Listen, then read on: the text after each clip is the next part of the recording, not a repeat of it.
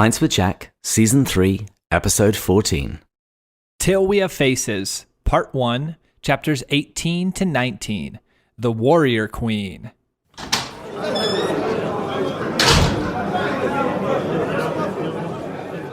Good morning and welcome to Pints with Jack, a podcast where two enthusiastic C.S. Lewis amateurs get together, share a beverage, and discuss a work of C.S. Lewis.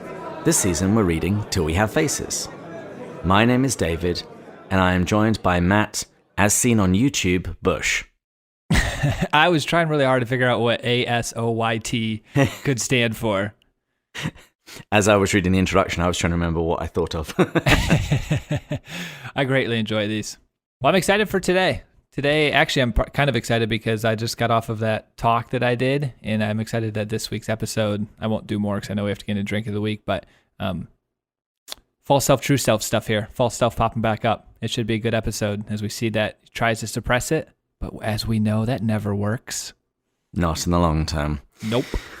Well, I am drinking Glenmorangie La Santa, which is one of my favorites. And what non-alcoholic beverage are you drinking today? I am drinking honey chai turmeric tea. It's actually really delicious, too. Well, why don't you compliment it with a delightful quotation from Till We Have Faces? Okay. I saw him again with Psyche on his knees. Prettier than Aphrodite, he had said. Yes, but that was Psyche, said my heart. If she were still with us, he would stay. It was Psyche he loved, never me. I knew while I said it that it was false, yet I would not or could not put it out of my head. So this is referring to when the fox is going to be leaving. She sets him free. We won't go into more details there, but that's what she meant by I saw him. And she's just dreaming about how he would stay if it was Psyche here. But what really intrigued me and why I chose this is that she knew that that was a false thought. Like almost like if we were to get out of now Orual in this book in our lives when the enemy speaks negative lies to us. But I love how she says, yet I would not or I could not put it out of my head. Sometimes it's hard to fight negative thoughts. And so I just resonated with me. Nice. Well, with that, cheers. Cheers, my friend. So tell us, how did your talk go? Because you gave that talk at Notre Dame this weekend. Yes. I'd give myself a B+. That's the mark of a humble man. Not quite taking yourself to an A, thereby demonstrating your humility. Good choice. I'm trying to be honest. So I actually thought it was an A with practicing. Like the morning of, I did a couple run-throughs and really felt comfortable. But you can't really. I still haven't given enough in life where when I get up there, nerves hit. And I was well enough prepared to be able to go through the main points and communicate them well with confidence. But when you don't have a clear mind because of nerves, you can't play off of reactions very well. And that's what takes it from a B+ to an A. And the other thing too was, you really need to figure out your audience. I assume this would just be average Notre Dame students. So I'm somewhat sharing my journey from my false self to the true self that ultimately led me to Catholicism in these wow moments of Lewis's truth on theosis, like the Son of God became man so men could become sons of God. Like this wow moment for me that brought me back to the sacramental life in full force. Well, I get to the point where I ask people, how many of you guys have heard of the term theosis? And I'm thinking to myself, I don't know. I mean, I didn't know about this until a couple years ago. Maybe 10%, 20%, probably 75%. These were like the daily massers who are studying theology or masters in theology that were way beyond me. So right in that moment, I just like, oh, this is just, it was great. They all, at the end, they all came up and had some good questions and we talked. And I do believe it actually went really well. I believe they liked maybe my own take on the spiritual journey and my own journey itself. And I think people enjoy hearing that. But I don't think this was like new truth to them. Well, that's good. Keep you humble. Keep you humble. Yes. One thing I wanted to say before we kicked off, we have launched Patreon and Slack is going great guns. And there is now a dedicated channel on Slack where listeners can post questions, which I'll put to Andrew Lazo when he comes on the show at the end of part 1. So, if you want to ask him questions, sign up on Patreon and come on the Slack channel. Yeah, that will probably be, we should just forewarn people for the next few weeks. We're excited for the Patreon. You guys probably heard that episode. Many of you probably just skipped it when you started hearing it, which is okay. But we're really excited for it. So if you do feel called to that, go check out the Patreon page. And that Slack channel is a pretty cool incentive. I'm loving it. I've spent my whole life getting away from distractions in social media, and now it's about to be destroyed by Slack because I get 50 notifications a day with conversations. But that's just how robust and active the conversation is right now. So if you guys join, that would be wonderful. You can take more of my time.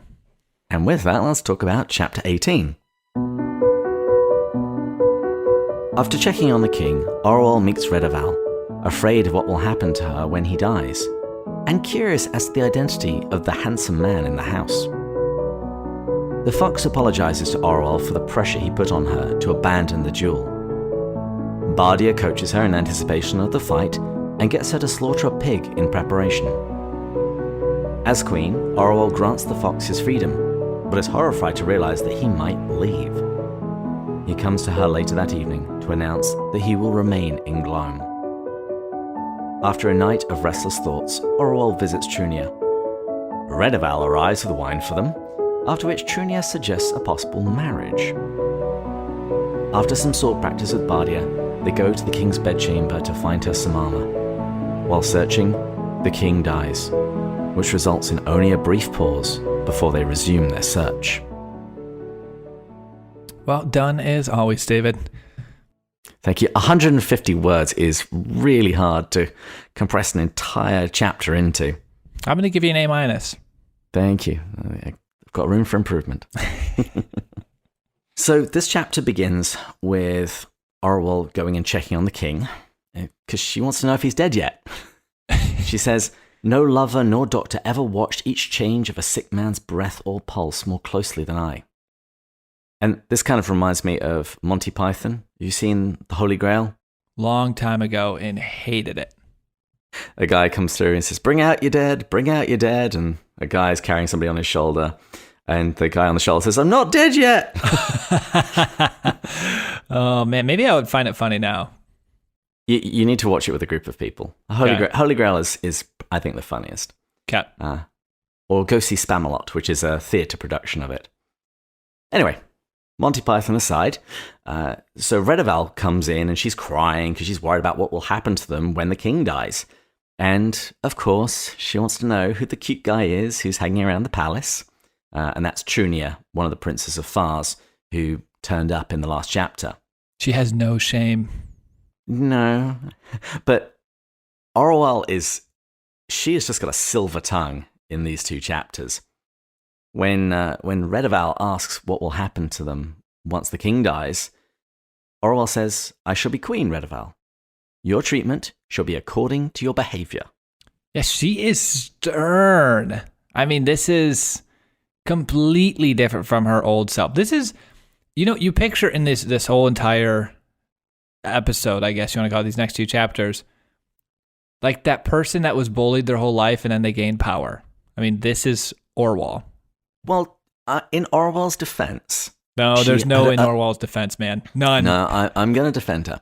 Because earlier in the book, she told Redaval that if she ever became queen, she would hang her up by her fingers, by her thumbs, until she was dead.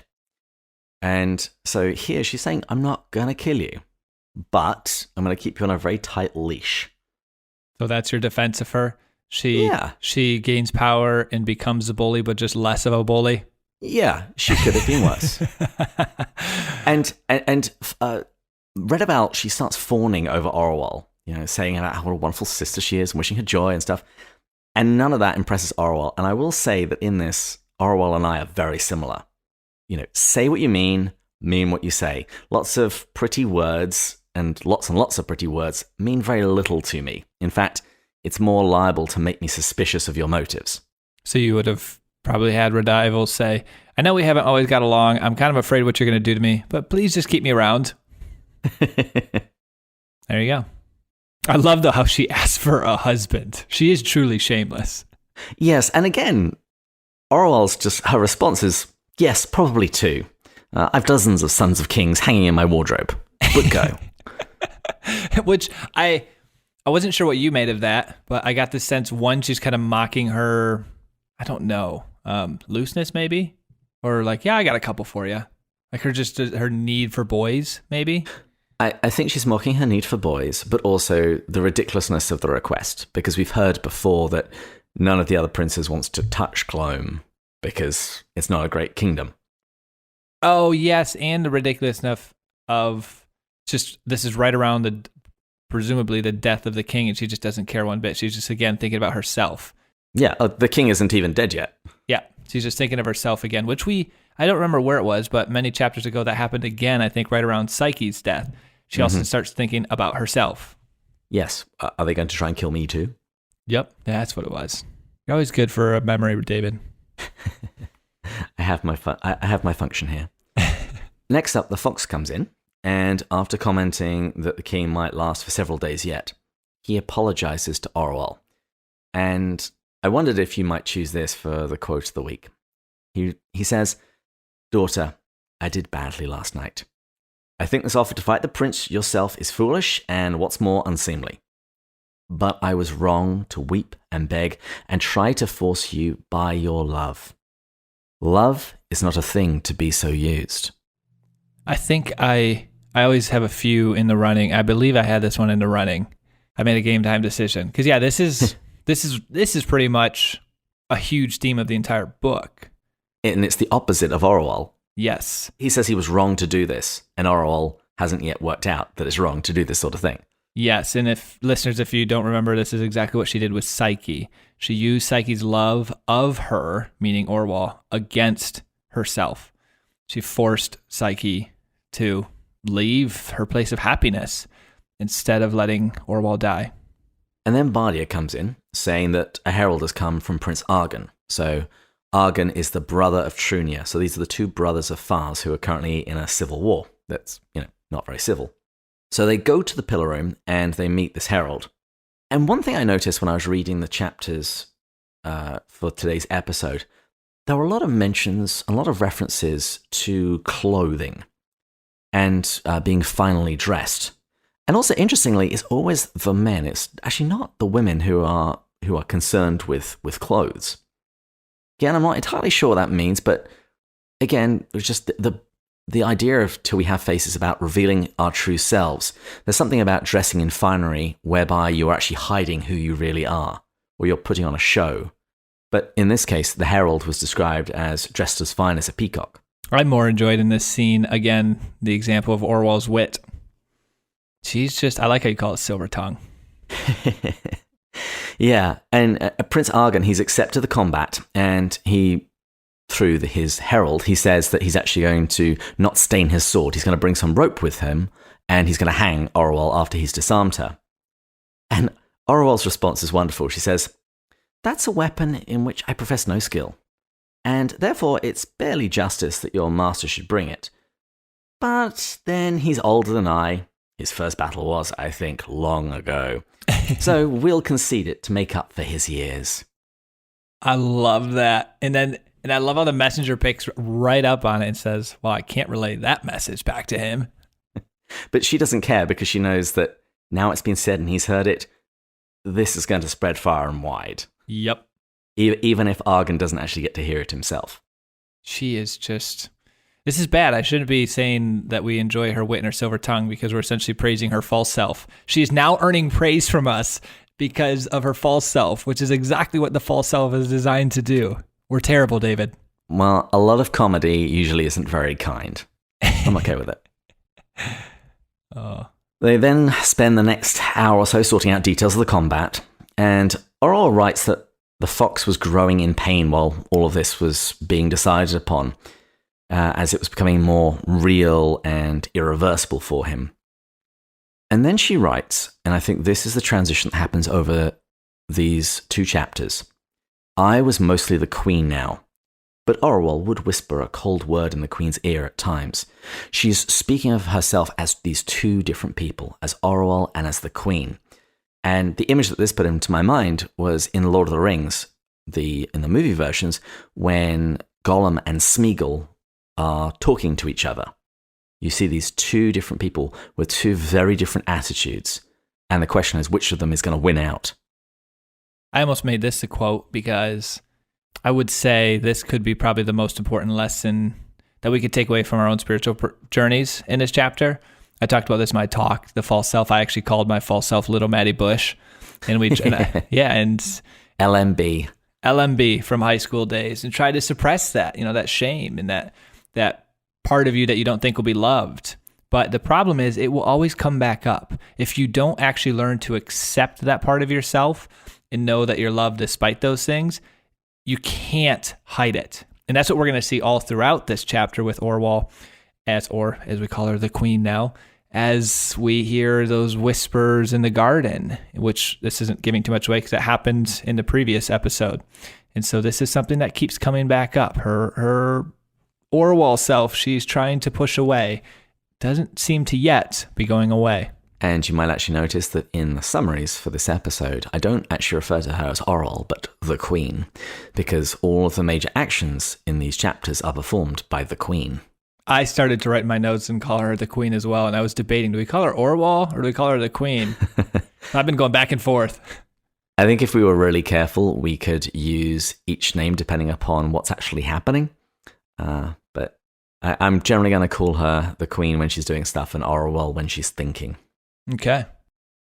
So next up, there's a lot that happens in this chapter. Next up, Arnhem arrives, and he's dressed in the priest's robes. We met him last episode. He was the junior priest, and the fact that he's now in these robes indicates that the old priest has died. And after the initial shock of seeing him dressed like that, Orual realizes that things are going to be different under his priesthood. She notes that he would never be terrible like the old priest. He was only Arnhem, with whom I had driven a very good bargain yesterday. There was no feeling that Ungit came into the room with him. I wondered in this scene how much this reveals, was it the fear driving her, like her own inner fear that was driving a lot of her hatred towards the old priest? And now that she's got this new self and is not near as afraid, it's not that Arnon's drastically different than the old priest. It's that she is no longer afraid and projecting that fear onto the priest. I was trying to figure out if there's something there or not. I think it's both. I think now that she has this queen persona and that is giving her strength, I also think Arnhem is cut from a different cloth from the old priest. And also, I can't help but feel she has seen Arnhem barefaced. She has seen him as simply the man. She possibly even grew up around him. And he is now the priest. And so she knows about the man who is underneath the bird mask, so to speak. Maybe that's the word you use right there. She knows. Kind of playing to that fear thing, but when we know something, we're no longer afraid of it. And all these masks prevent us from really knowing fully something. And so when she doesn't, her fear of the gods is she doesn't really know the gods. Seems like her fear has a lot to do with her lack of knowing. Something there, I don't know. Yeah, I think you're right. There's something definitely to be mined there. I'm not sure what though. Yeah, maybe that experimental analytical knowledge, a better framework helps you. Yeah. Now, while Arnhem and the fox go into the bedchamber, Bardia takes Orual outside to talk. And the focus of their discussion is preparing her to take a life, to kill Argon, and not to hesitate. Because Bardia says, believe me, this is the hard thing to do. The first time. There's something in the man that goes against it. And this put me in mind of Casino Royale. Have you seen it? It was the first Daniel Craig Bond movie. I can't wait for his new one. He's fantastic. Yeah. Quantum of Solace was terrible. But yes, I loved Casino Royale. But there you see the transformation of the first time he takes a life and then the second time. I don't remember that specifically, but I believe you. It's right at the end of the movie. And, whereas the first one was brutal, at the end of the movie, I'm pretty sure it's at the end, he just kills somebody in cold blood, is all debonair and looks like it hasn't affected him at all. But Bardia is preparing her to do something that is horrific, to take another man's life. And Orual says that she doesn't think that she'd hesitate, and to play it out in her head, she thinks about stabbing the king to test this hypothesis, which is kind of dark. Your father who is dying. I was like, would I stab him? Yes, I would. She hates him. Yeah. No love lost there. It really does go to show, I think we see in other episodes or chapters, so much of her ugliness is because of the king. I mean, that's where a lot of it gets rooted from. We saw other scenes where other things would confirm it, but I remember even in this chapter, there was some moment, it's not coming to my mind right now, we'll probably come across it though, where she says something again that confirms the king really did this to her. He messed her up. Uh-huh. Bardia says that regardless, he's going to send her through the exercise. And he says that he does this with all of the recruits, which gives you some idea of something of how he views Orual. And the exercise is the slaughtering of a pig. And Orual says that she realized when she had to do this, that in a flash, if she shrank from this challenge, there would be less of the queen and more of Orual. The Orual being her feminine, her innocent, her kind side for what it is, versus the queen, which she in her own words has said is much more masculine and hard and cold. And unemotional. Yeah. You can't help to wonder if this is where you had some of Joy's influence in her feminine versus Lewis's masculine and frustration that he doesn't show emotion towards her. You wonder. But she kills the pig, and she then plans to have the choicest parts with Bardia, the fox, and Trunia if she survives this combat. We're going to find out eventually she doesn't get quite that choice. But making most of her time as queen, she does something that's really nice. So, since I seem to be defending Orual these days, I'm going to say this is a good thing. She declares the fox a free man. And she says that she's doing this because she wants to make sure that he isn't mocked or neglected or even sold if she dies and Redaval then becomes queen. You sure that's out of kindness if she's putting it that way, but in reality she doesn't want to see the things she needs so much, Redaval enjoying the benefits of that, I guess? Possibly, but she doesn't really write like that. She doesn't say that she doesn't want Redaval to have the benefit of the fox. She seems to want to set him free so that he isn't under her power. But having said that, after she's declared him free, she's then plunged into despair because she realizes that, well, he might actually leave Glome. And she says, "Grandfather," I cried, "no queen now, all Orual, even all child. Do they mean that you'll leave me? Go away?" She's clearly terrified that she's come to rely on him, and the thought of him going back to the Greeklands scares her beyond belief. That, not even the sentence, all Orual, that's the one right after that, even all child. So much, I think, this false self is burying the child within us. And I'm just thinking, I'm referring to now us as just real people, not in the book. But so much in life, you ever had that where you feel like that little self, you feel really small, that little part of you comes crying up, little David Bates is screaming, and for some reason, and then I'm not going to get into psychology here, but yeah, that I thought there was a lot of truth to that statement right there. I felt my little Matty Bush come up. And the fox is clearly overwhelmed. He says, "You mean I can? It wouldn't matter even if I died on the way. Not if I could get down to the sea. There'd be tunnies, olives. No, it'd be too early in the year for olives. But the smell of the harbours and walking about the market talking, real talk. But you don't know. This is all foolishness. None of you know. I should be thanking you, daughter. But if ever you love me, don't speak to me now. Tomorrow, let me go." He pulled his cloak over his head and groped his way out of the room. And this is a very similar description of what happened at the death of Psyche, when he was trying to philosophize and he was just overcome with emotion, pulls his cloak over his head and leaves the room as soon as he can. And let's remember this moment because you've already revealed that he stays in your summary. And there he comes up with excuses of why he's going to stay. But here he reveals his true thought. He even says, "But if ever you loved me, don't speak to me now. Tomorrow, let me go." Like he knows he can't handle if for 1 second she tries to keep him to stay or express how much it'll hurt her for losing him. It'll just destroy him because he does genuinely love her.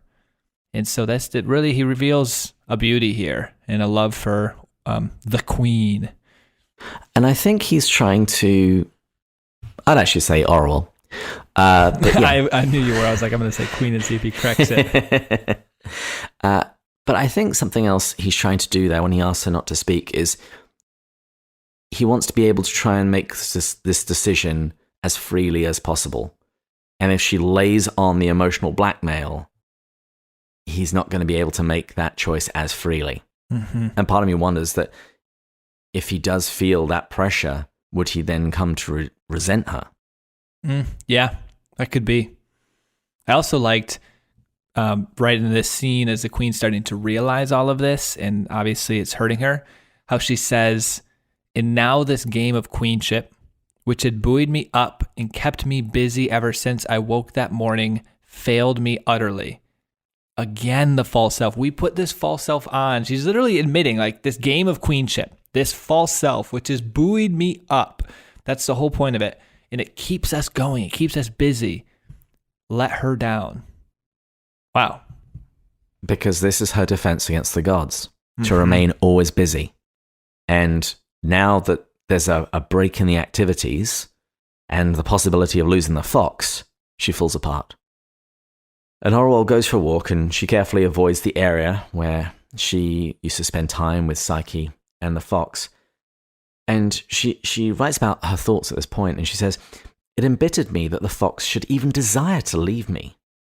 He had been a central pillar of my whole life, something I thought as sure and established, and indeed as little thanked, as sunrise and the mere earth.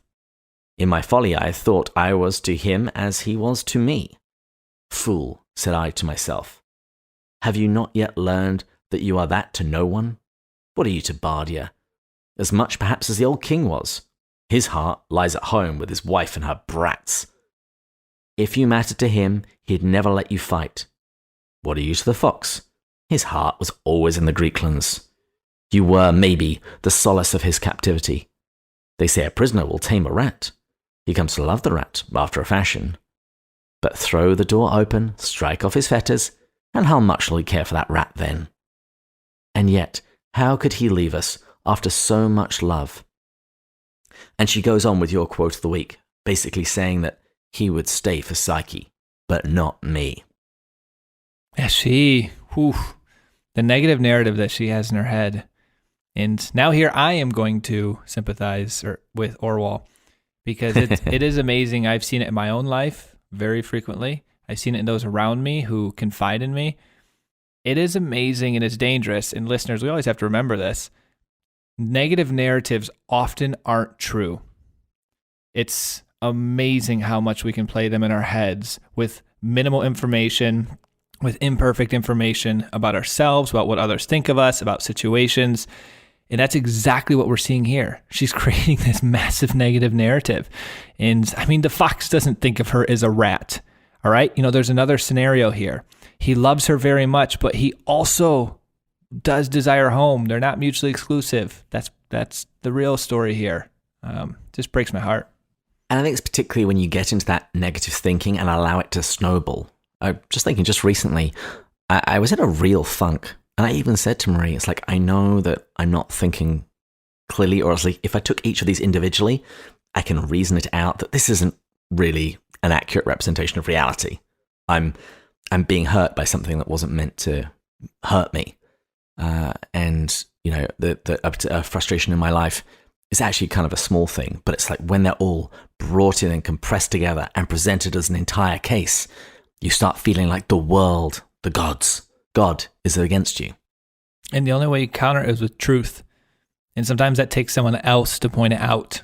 Now, the fox comes to her that evening, very grave and quiet, as though he's been tortured, she says. And after reciting a few proverbs, he says that he's going to stay. And she even says that he goes on to try and make little of what he's doing. He tries to make little of the fact that he's going to stay in Gloam, as if he feared I would dissuade him from it. And she says, but I, with my face on his breast, felt only the joy. Which isn't good. She knows what he's sacrificing, and there doesn't appear to be anything inside her that would rather see him happy. Yeah, that's insane. And Orual naturally has a restless night, thinking over all of the recent strange changes. And she writes, "It was so new and strange that I could not that night even feel my great sorrow," that being the death of Psyche, or the separation from Psyche. It's as good as a death.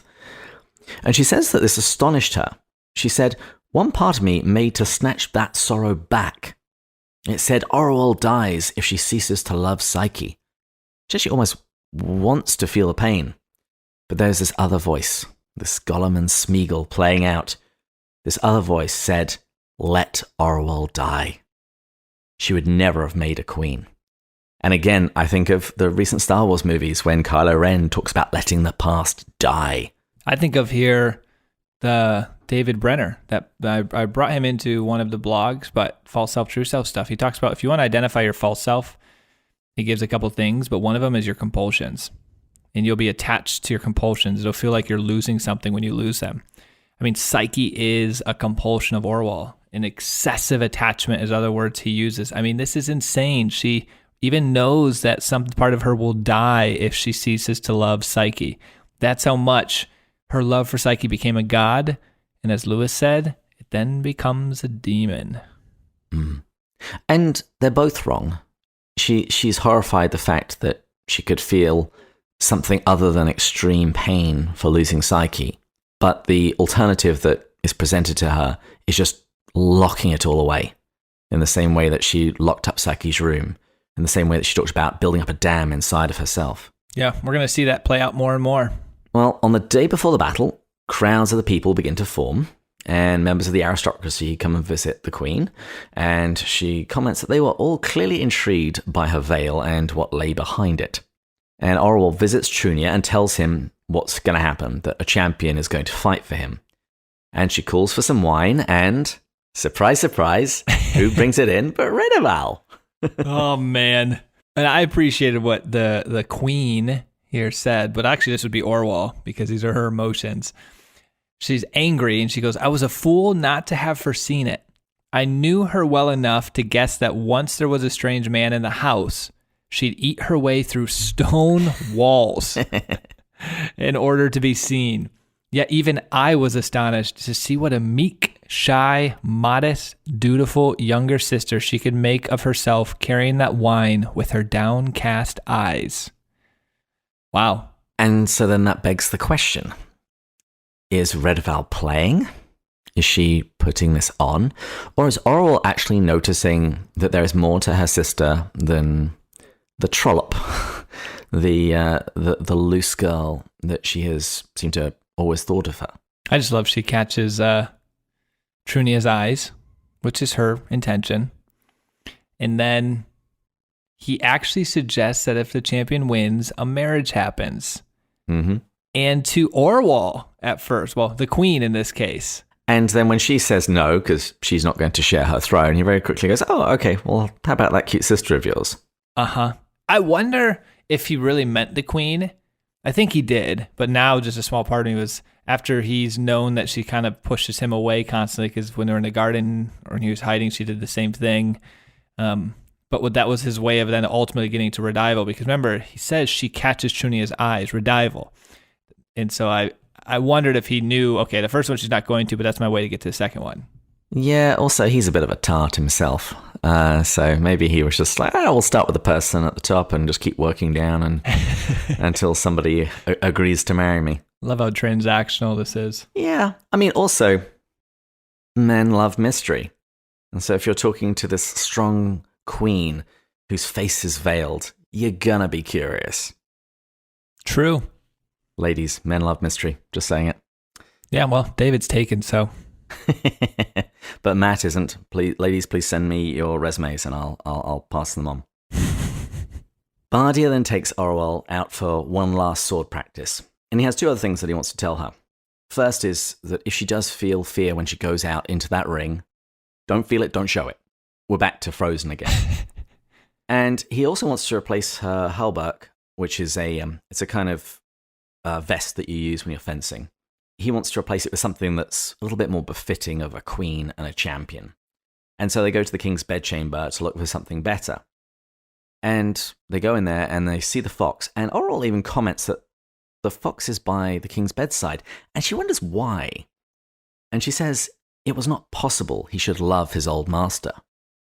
I'm not sure. Maybe the fox is a bigger man that he actually does have some love for his old master. Or just a fellow human being who is at death's door. I'm at the latter, at least. Potentially the former, but I was thinking he's a human. I mean, even if you see some of the worst people dying, you almost pity or feel bad in those moments because, yeah, a human's dying. A normal person, I think, does. And then this chapter concludes, as they're looking through the armor, Orual writes, "And it was when we were most busied that the fox's voice from behind said, 'It's finished.' We turned and looked. The thing on the bed, which had been half alive for so long, was dead, had died. If he understood it, seeing a girl ransacking his armory. 'Peace be upon him,' said Bardia. 'We'll be done here very shortly. Then the women can come and wash the body.' And we turned again at once to settle the matter of the hauberks." Notice how matter-of-fact they are, how very little impact the king's death makes. And also, I would say, I think the fact that he comments that the women can come and wash the body later, because he doesn't regard the queen in that way. She is a soldier, she is a champion, she is the queen. Well, now on to the fun part. Chapter 19. The fight. After considerable preparations have been made, there is a royal procession to the duel. At the field of combat, Arnhem, the priest, offers a sacrifice. The final preparations are made, and then the trumpets sound to indicate the beginning of the duel between the queen and Argan. Trunier is stunned to see that the veiled queen will be his champion. Orual and Argan fight, and she defeats him with relative ease, striking a fatal blow to his thigh. Afterwards, she mounts a horse and addresses the people. While Orual would infinitely prefer an intimate dinner with close friends, it is expected for her to host a large feast. Since his wife has just entered labour, Bardia does not attend. As the feast turns into a drunken mess, the queen departs to her private quarters. I usually listen to podcasts on 1.5, 2 times speed. I feel like if I was listening to ours, in particular your 150-word summaries, I'd need to do half speed. A lot happens. It does, and so I mean that as a compliment. But yeah, listen to that a couple times before starting in case you're a listener who does not read the chapters. And I know that they're out there. I've actually had a few messages from people recently that said, I will get round to this book eventually, but for the time being, it's great to be able to listen along and find out what happens. Well, let's jump in. So, although the fight only lasts about 10 minutes in the end, the preparations are many, and Orual tries to get the fox to don some splendid dress. And she comments that you never had more trouble with a peevish girl going to her first feast. The fox doesn't want to dress up. Bardia wants Orual to fight without her veil, but she refuses. And the resulting appearance makes her look quite terrible, quite terrifying to see this veiled figure. And then they try and get Trunier to dress up as well.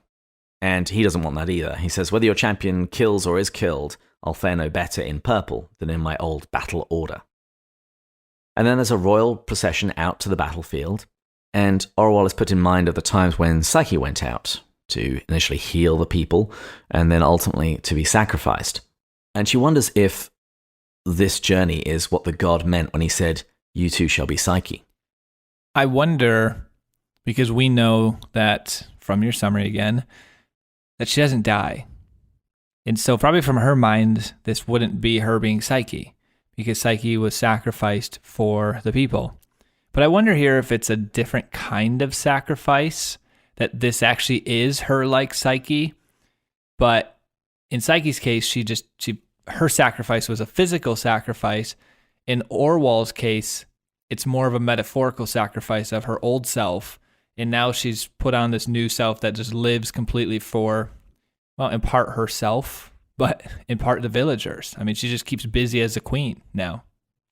Well, both Orual and Psyche are going out with the expectation that they're going to die, but that they're going to die for the good of the people. And Orual did die. She did, or at least most of her was. Mm-hmm. And all that was left was the queen. Yep. And we're told that the lords were grave, because clearly they are unconvinced by Orual's ability. But she says that the people were excited, and you get a sense of her disdain for the rabble, for the great unwashed masses.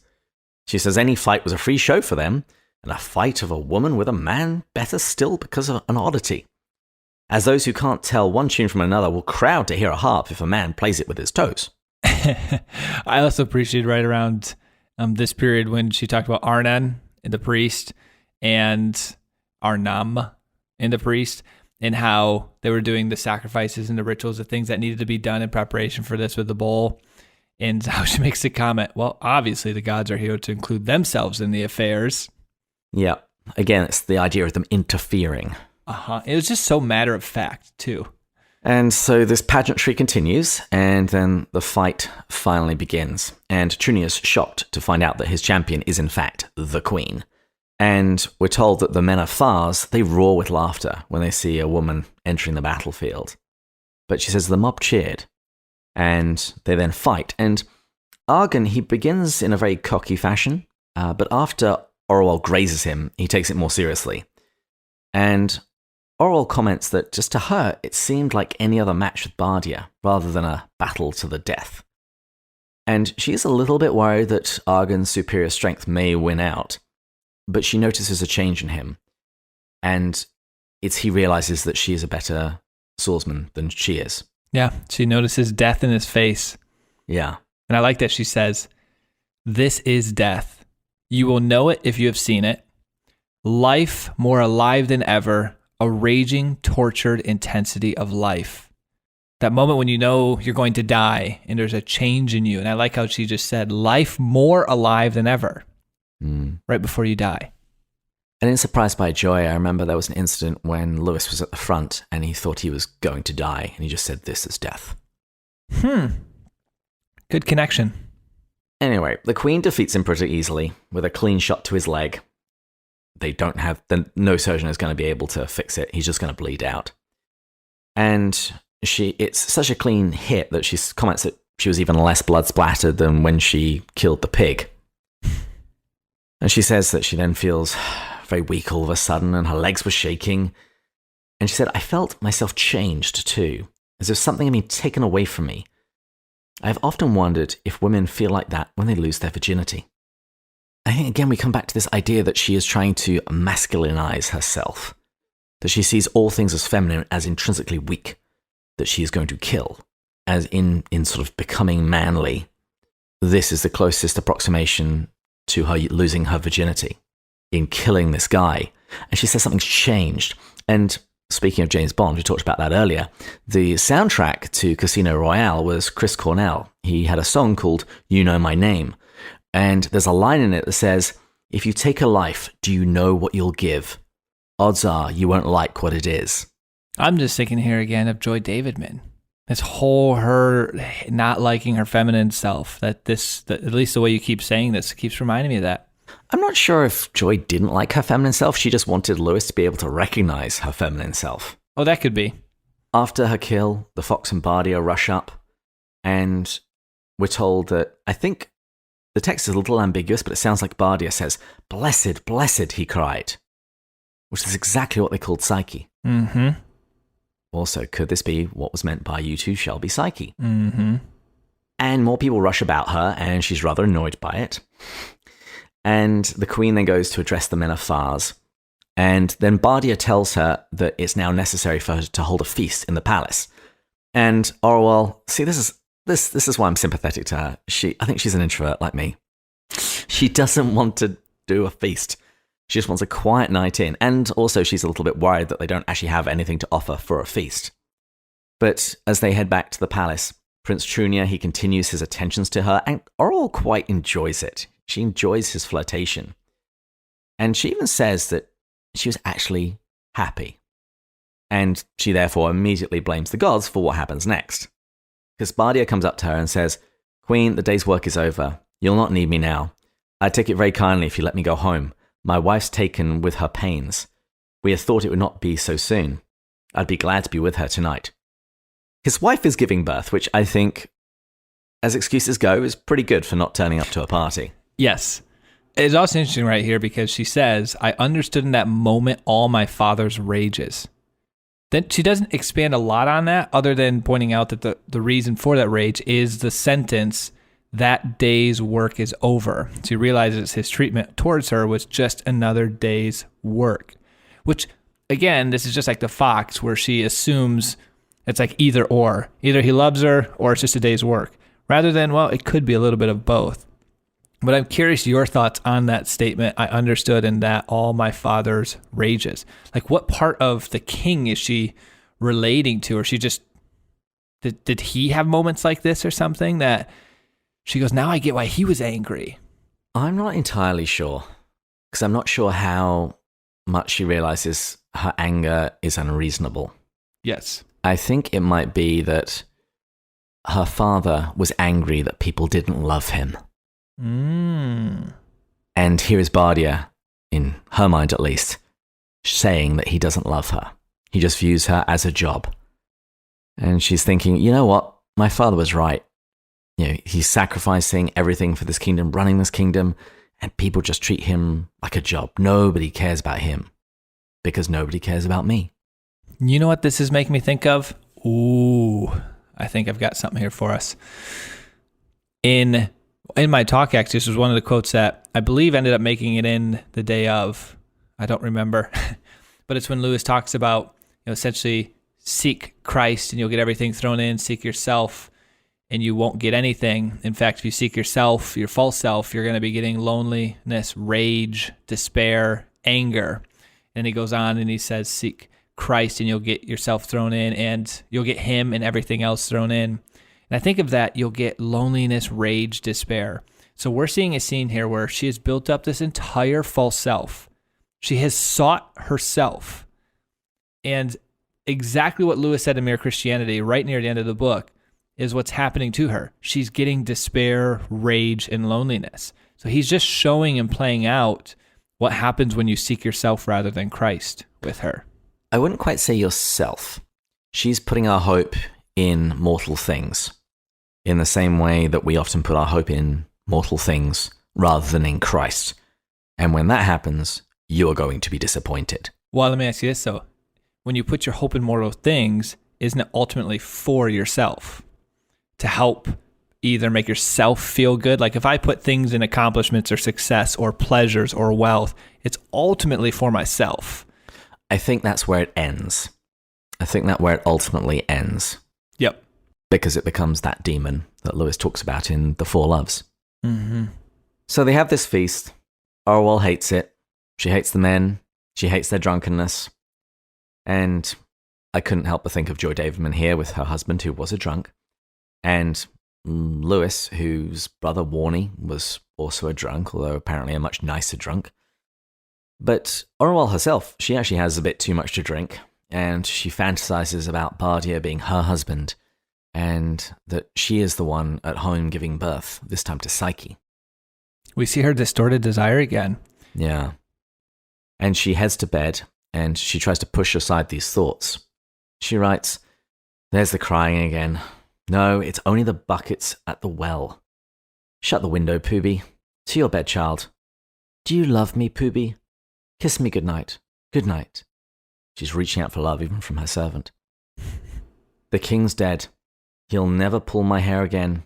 A straight thrust and then a cut in the leg. That would have killed him. I am the queen. I'll kill Orual too."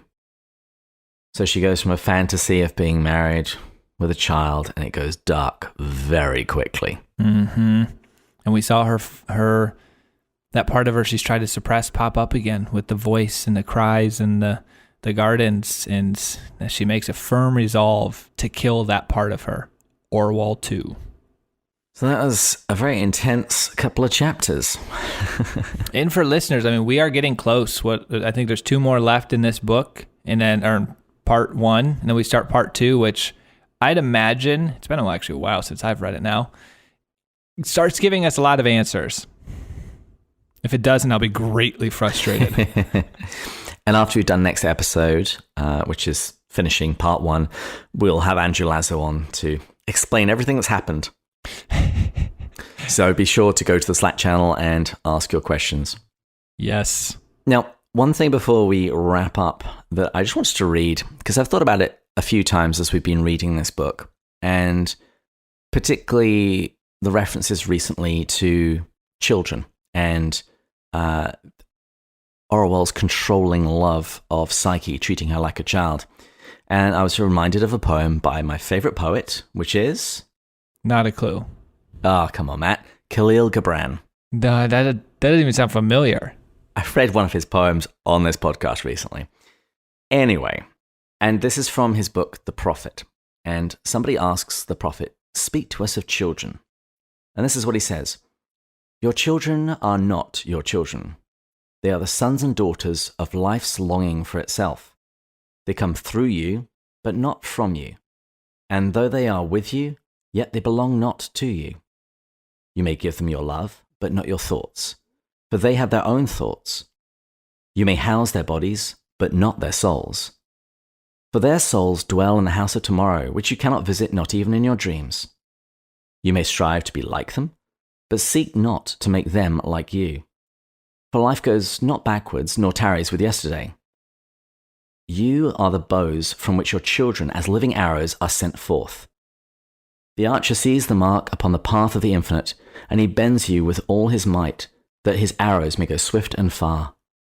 Let your bending in the archer's hand be for gladness. For even as he loves the arrow that flies, so he loves the bow that is stable.